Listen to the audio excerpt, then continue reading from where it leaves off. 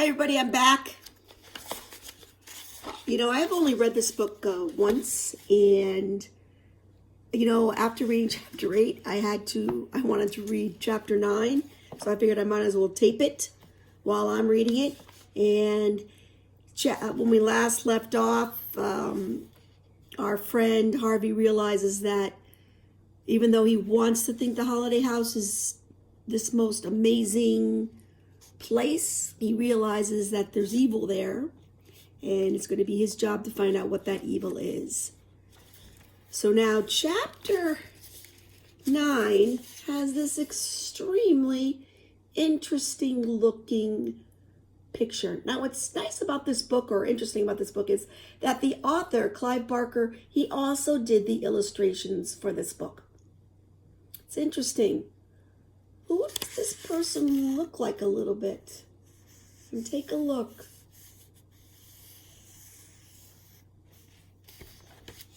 Notice. Looks like it's almost a full moon. Waxing gibbous. All right, the title is What Do You Dream?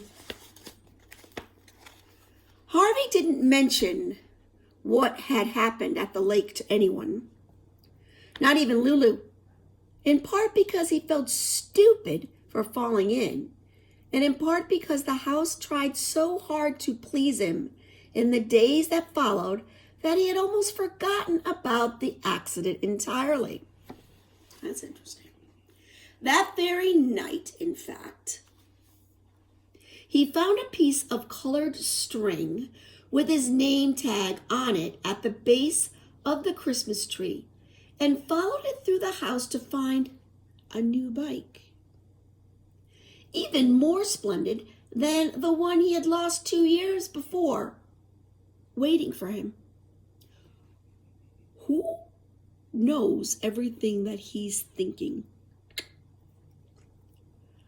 But that was just the first of many fine surprises the holiday house sprang in quick succession.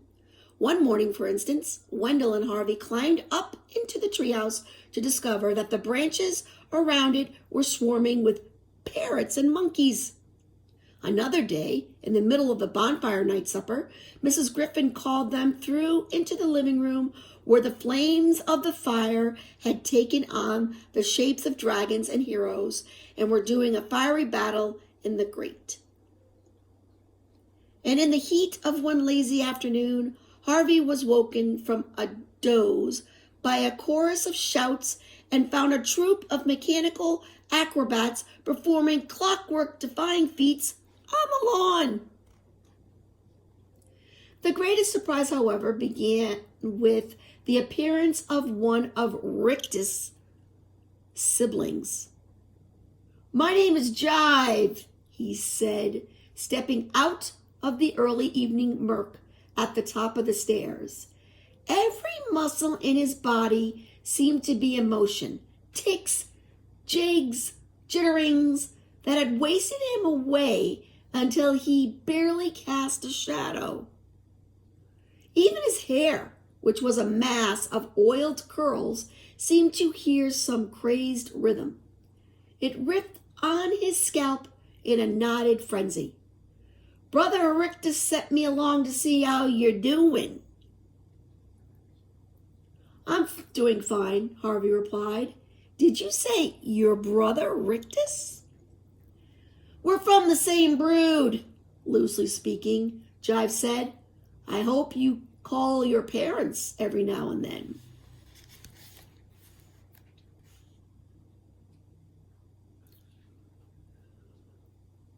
"Yep," Harvey said. "I called them yesterday." "Are they missing you?" Harvey shrugged. "Not really," he said. This wasn't strictly true. He had his homesick days, but he knew if he went back home, he'd be in school the day after and wishing he had stayed in the holiday house a little bit longer.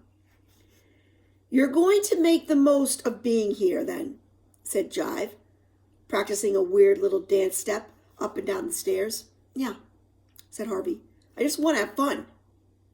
Who doesn't? Jive grinned. Who doesn't?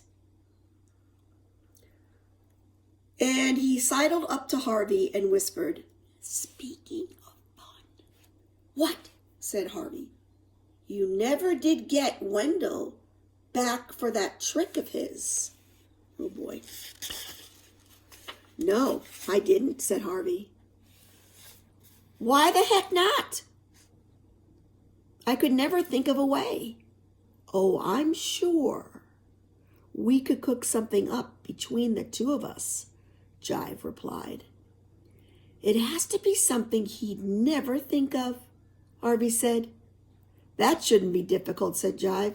Tell me, what's your favorite monster? Harvey didn't have to think hard about that. A vampire, he said with a grin. I found this great map. Masks are a good beginning, Jive said, but vampires need to swoop out of the mist. He spread his arms, curling his long fingers like the claws of some eye-gouging beast. Swoop down, snatch up their prey, then rise up again, up against the moon. I can see it now. So can I, said Harvey, but I'm not a bat. So how do I swoop? Said Jive. We'll have Mar work on that for us. After all, what's a Halloween without a transformation or two? He consulted the grandfather clock on the landing. We've still got time to do it tonight. You go down and tell Wendell you'll meet him outside.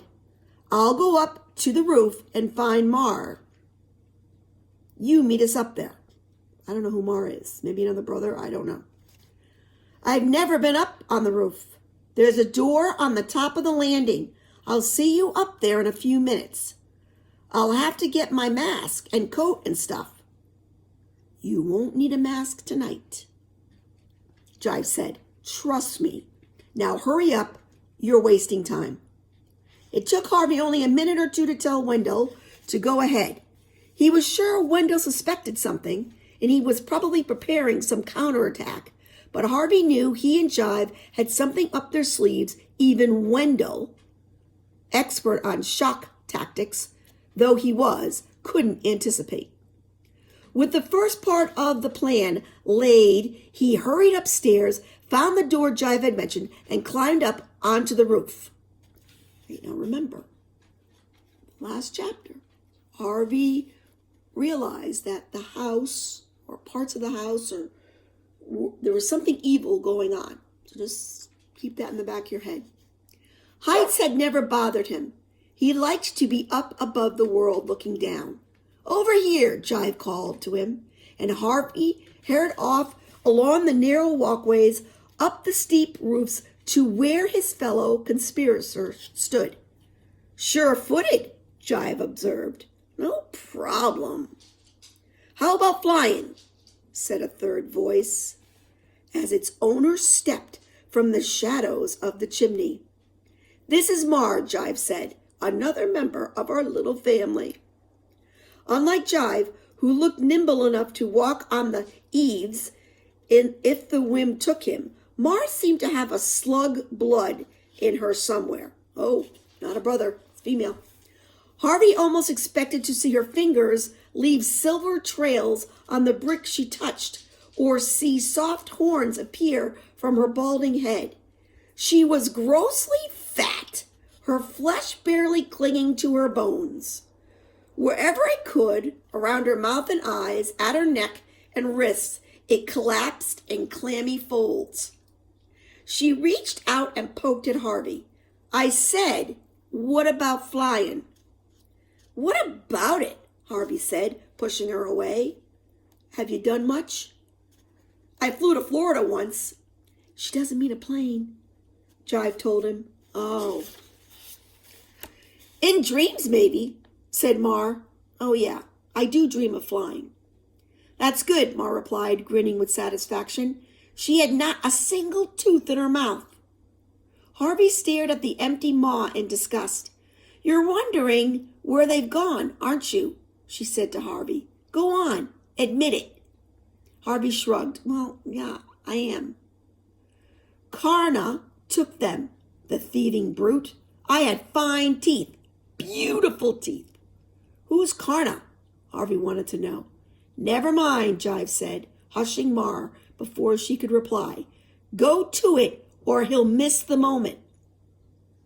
Mar muttered something beneath her breath and then said, Come to me, boy, extending her arms in Harvey's direction. Her touch was icy. Feels weird, huh? Said Jive, as Mar's fingers floated over his face, brushing it here and there. Don't worry, she knows what she's doing. And what's that? Changing you. Into what? You tell her, Jive said. It won't last long, so enjoy it. Go on, tell her about being a vampire. That's what I want Wendell to see, said Harvey. A vampire? Mar said softly, her fingers pressing harder against his skin.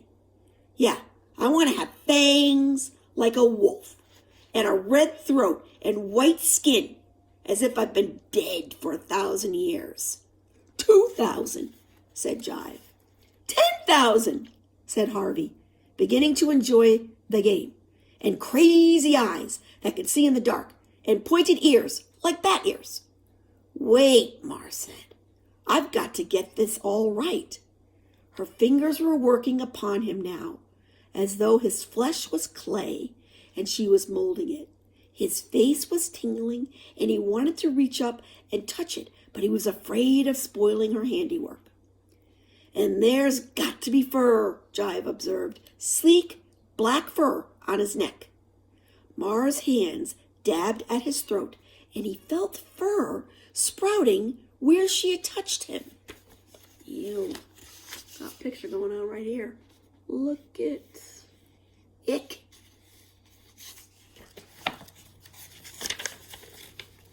And wings, Harvey said. Don't forget the wings. Oh, never, said Jive. Spread your arms, boy, Mar told him. He did so, and she ran her hands along them, smiling now. It's good, she said, it's good. He looked down at himself, and to his astonishment, he found his fingers were gnarled and sharp, and leathery flaps were hanging from his arms. The wind gusted against them, threatening to carry him off the roof there and then. You know you're playing a dangerous game, don't you? Mar said as she stood back to admire her handiwork. You'll either break your head or scare the life out of your friend Wendell, or both. He won't fall, woman, Jive said. He's got the knack of this. I can tell just by looking at him. He peered at Harvey with his squinty eyes. Wouldn't be surprised if you weren't a vampire in another life. Vampires don't have other lives, Harvey said, the words more difficult to say with a mouthful of fangs. They live forever. Ah, that's right, said Jive, snapping his fingers. So they do, so they do. Well, I'm finished, said Mar. You can get going, boy. The wind came gusting again, and if Jive hadn't been holding on to him as they walked the edge of the roof, Harvey would surely have been carried away.